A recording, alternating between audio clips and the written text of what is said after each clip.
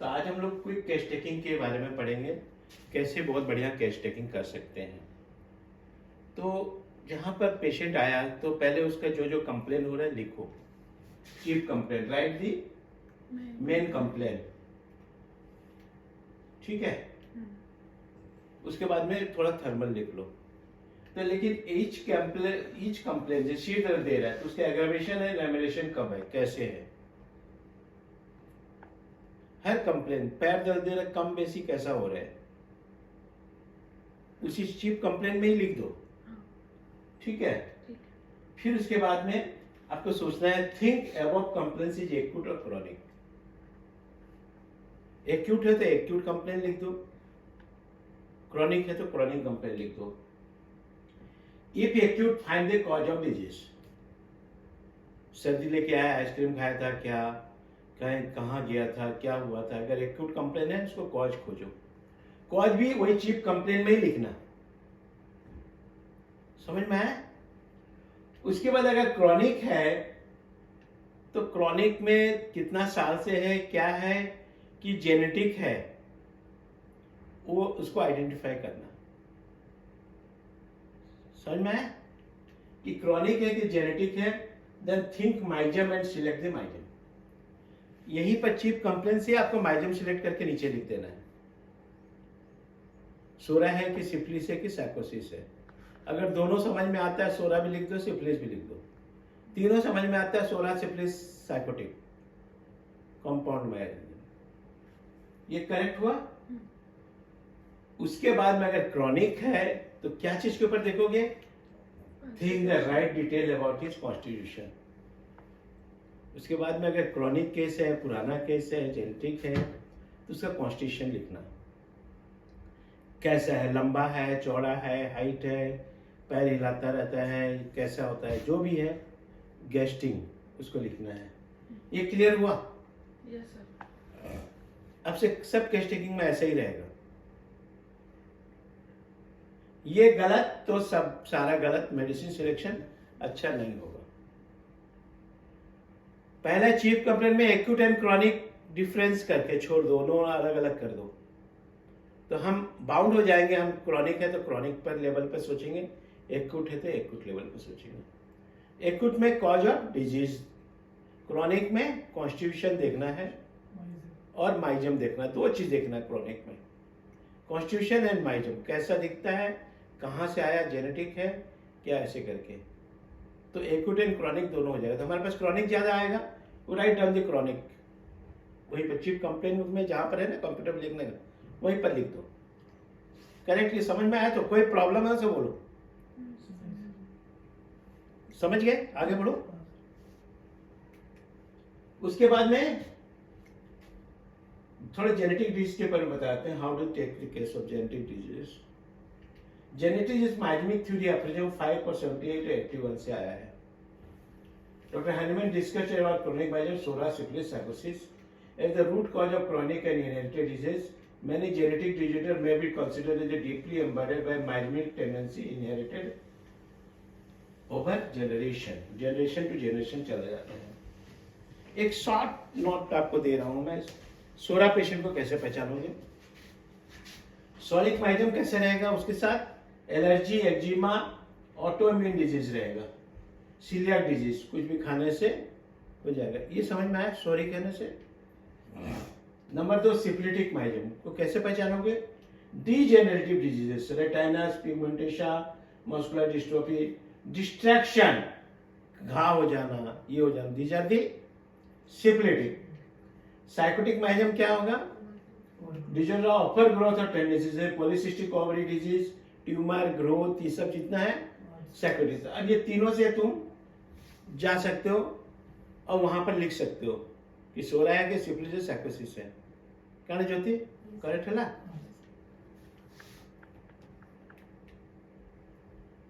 थोड़ा सा और जेनेटिक डिजीज के बारे में समझ जाते हैं।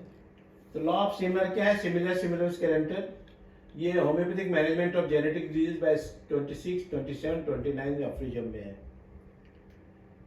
A substance that produces symptoms is healthy person can treat similar symptom of the diseased person. समझ में है? Similar Chronic metabolic treatment is aimed to address inherited genetic tendency. Example of remedy of genetic condition, जैसे phosphorus होता है progressive blindness, nerve disorder. उसी तरह calcarea carb हुआ for genetic bone diseases and rickets. Thuja हुआ for genetic predisposition of wart and tumours. Baryta carb हुआ for delayed growth and genetic dwarfism. ये सब जेनेटिक के अंदर आएगा. ठीक है. फिर एफ्रिजम 4 and 77 क्या बोलते हैं? Concept of prevention of disease. Modern science मैंने concept of prevention of the genetic diseases. कैसे प्रिवेंट करेंगे जेनेटिक डिजीज को?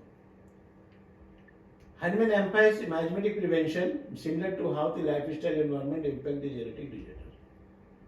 जैसे कि हमारे यहाँ पर सिकल सेल एनीमिया पेशेंट आया तो उसके बच्चे को नहीं हो, क्या करेंगे हम लोग? Example, constitution remedy given to the pregnant mother में reduce the genetic disease expression in offspring. अगर हम कॉन्स्टिट्यूशन रेमेडी दे माँ को तो बच्चे में वो प्रिवेंट किया जा सकता है. समझ में आया?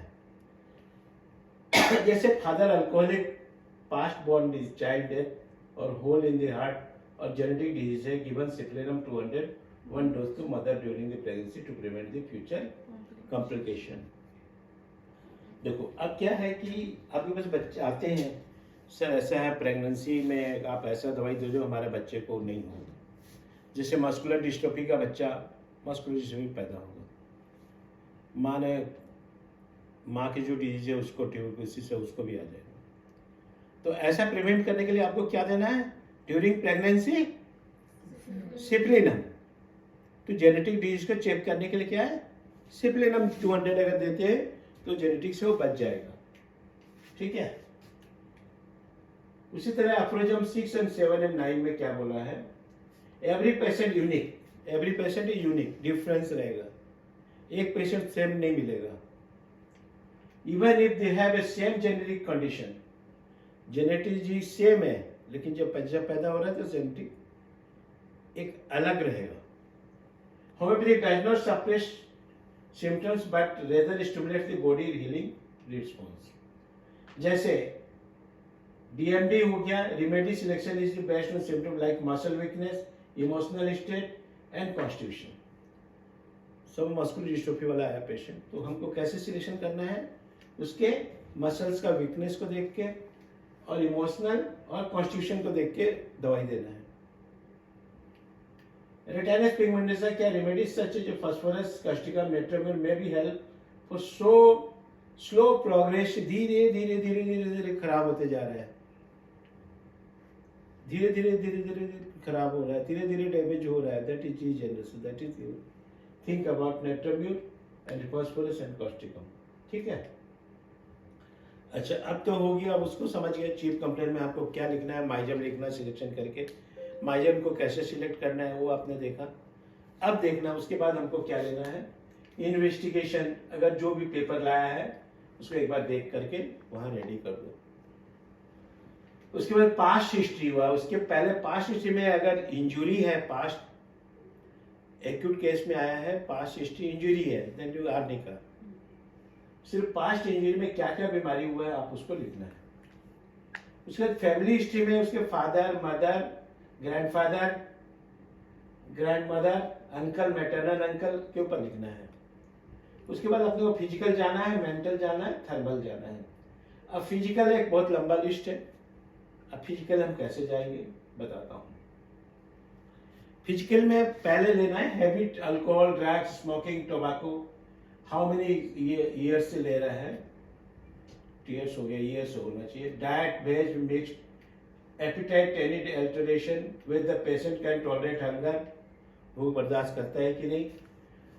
Dzire with reference taste, not only particular food item, sweets, present and spices का टेस्ट उसको कैसा मालूम पड़ता है.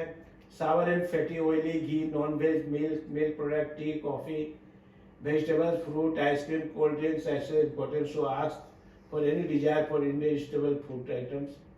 Aversion, many taste, sweet, sour, fatty, non-veg, so is also important. जो फूड के बारे में पूछ लिए. उसके बाद हेड पर चले आए. Eyes, ear, nose, mouth, tongue, dry moist coating, crack, fissure in print of आ गए, थर्स्ट पर आ गए, टीथ पर आ गए, गम्स, ब्लीडिंग गम्स पर आ गए, taste any particular taste in the mouth का टेस्ट कैसा होगा, चेस्ट के बारे में ये तो एकदम रूल है। ये फिजिकल में इतना कवर करना है आपको। Stomach and abdomen, bowel, character of stool important, dry, hard, loose, ऑब्लर, bladder, skin, chest, back, extremities, upper extremities, lower extremities, respiration, scanty, profuse, stain. आपको टच करना जरूरी है, उसको आप पूछना बहुत जरूरी है कंप्लेंट नहीं है अलग बात है, लेकिन सब ये को टच करते जाओ कहाँ पर तुमको कुछ मिल जाए, ठीक है ना। स्लीप, साउंड नॉर्मल और नेचुरल, और क्या हुआ, रिफ्रेशिंग, अनरिफ्रेशिंग, स्टार्टर, स्नोरिंग, सोते समय स्नोरिंग है कि नहीं, टच करते हुए चले जाओ। Position, whether in lies on back side, कौन सा साइड में होता है, covering, bed plus pillow, talking, walking, sleep during, eyes open, does not sleep during and dreams. उसके बाद फीमेल का मेंस का history, menarche, duration of cycle, colour, discharge, any clot, smile, any pain before during, general discharges, colour, smell, quantity, scanty, profuse etcetera, सारा कुछ note down कर लिए। उसके बाद आता है माइंड। माइंड में पहले देखना है एजुकेशन, वो कितना इंटेलेक्चुअल है, आपका एजुकेशन क्या है। उसके बाद ऑक्यूपेशन, चाइल्डहुड विच प्लेस, बचपन कहाँ पर गुजरा है उससे भी फर्क पड़ता है। Mental status, married, unmarried, childhood, family, joint and separate, financial condition, sound, poor और rich, about study, nature, obstinate, mild and pampered, short temper, irritable, desire company और नॉट, क्लोज टू, मदर के क्लोज है कि father to close है वो देखो, ठीक है। Fear of stage and courage, playful and studies, any infection disturbing include childhood, angry when, how is expressed, टीमिश, डेयरिंग, एंगर सप्रेस्ड वगैरह सब यहाँ से निकलेगा। एम्बिशन क्या था, एम्बिशन में अगर हार्म हुआ तो मेंटली सिक हो सकता है। After marriage, separation, injustice, relation with laws, injustice, सारा फैमिली के बारे में पूछ लिए।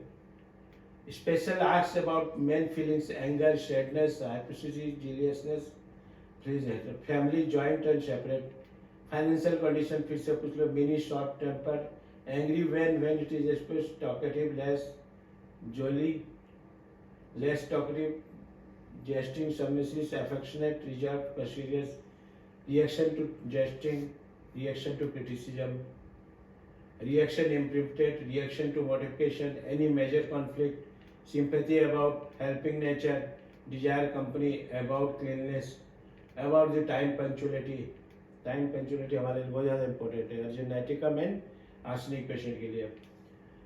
About the religiousness, reaction, lies and injustice, fear, being alone, dark, water, height, quarrel, exam, robber, animal, downward motion, ये fear आपको निकालना पड़ेगा उससे। Sensitive physically and emotionally, happy when, sad when, weeps when, consolation, hobbies, about social activities, lazy, workaholic, industrious and duty bound। उसके बाद है relation with other, husband के और वाइफ के साथ कैसा है, सन एंड डॉटर के साथ है, इन-लॉज के कैसे हैं, फ्रेंड्स के पास है, कॉलेज कैसे है। Element from anxiety about loan, court case, money, future, health, disease and death and job, settlement and समझ में, इतना से आपको टच करना है, आपको पूछ के टच करते जाओगे बस, ठीक है। और any anticipated anxiety, death, relatives, कोई भी एंटिसिपेटरी अगर कोई डेथ हुआ, ग्रीफ हुआ, सैड हुआ, होपलेस हुआ, any insecurity, perfectionism, fall, accident, injury, fracture, sprain, loss of load, यहाँ भी आपको लेना है। Over exertion, brooding, suppression of anger, any major setback of the life, your observation of physical appearance and, वो observation of physical appearance and dressing भी उसको कैसा दिख रहा है वो आप फट से लेना है उसको, ठीक है। उसके बाद आता है थर्मल, समर और विंटर क्या लाइक करता है, bathing, hot, cold, lukewarm, hot, cold, lukewarm, fanning, require for not, covering, require और नॉट, पतला चादर चाहिए, मोटा चादर चाहिए, ओपन एयर, डिजायर और not, require sweater in the weather, chills begin from the which part. ठंडा कौन सा पार्ट से स्टार्ट होता है। ठीक हो गया? अब समझ में आया? तो आपको पहला वाला जो है, फर्स्ट वाला जो है, उसको बहुत ज़्यादा ध्यान देना है।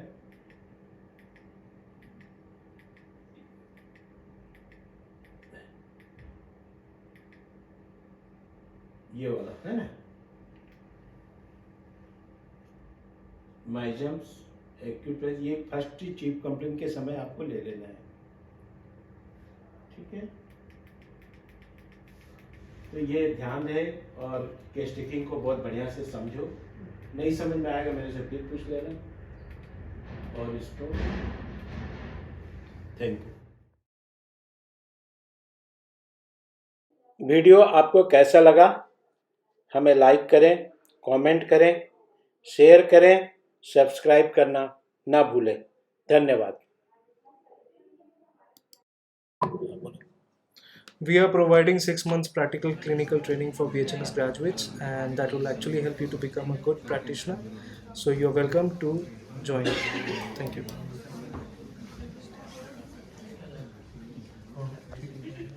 The video though.